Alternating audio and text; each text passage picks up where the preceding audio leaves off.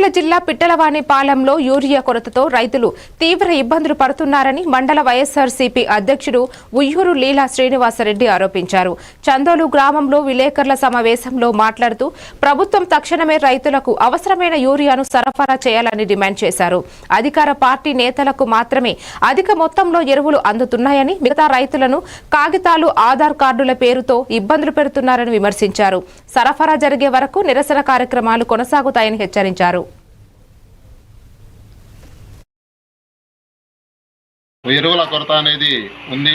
దాంట్లో భాగంగా ఎక్కడైతే ఎరువులు వస్తున్నాయో ఈ సొసైటీస్ ద్వారా ప్రతి విలేజ్లో వస్తున్నాయి. ఇక్కడ మన జగన్మోహన్ రెడ్డి హయాంలో అయితే ఆర్బీకేలను పెట్టి ఆర్బీకేల ద్వారానే ప్రతి ఒక్కరికి యూరియా కొరత కానీ ఎరువుల కొరత కానీ లేకుండా చూశారు. కానీ ఈరోజు అలా లేదండి.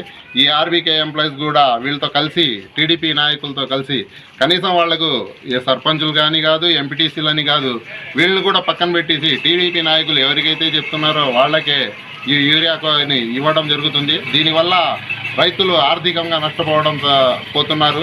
ఇవాళకి మన మండలంలో నెలయింది నాట్లేసి కనీసం యూరియా దొరకని పరిస్థితి. ఏదో చిన్న రైతులు అయితే ఎకరం వాళ్ళు లైన్లో నుంచి ఉంటున్నారు. 200 మంది 300 మంది కొట్టుకుంటూ 4-5 గంటలకు వాళ్ళు ఒక బస్తా దొరుకుతుంది. కానీ కాస్త పెద్ద రైతులు, కౌలు రైతులైన వాళ్ళు 1 బస్తా 2 బస్తాలతో అల్లాడుతున్న వాళ్ళకి అది కూడా దొరకట్లా. ఏమైనా అంటే మీకు నెక్స్ట్ టైంలో బండి వస్తుంది, మీకు యూరియాని అందిస్తామంటున్నారు. కానీ ఇవాళ వరకు యూరియా అనేది దొరకలా, ఎరువు అనేది వేయాల. దీంతో రైతులు మొత్తం అల్లాడిపోతున్నారు.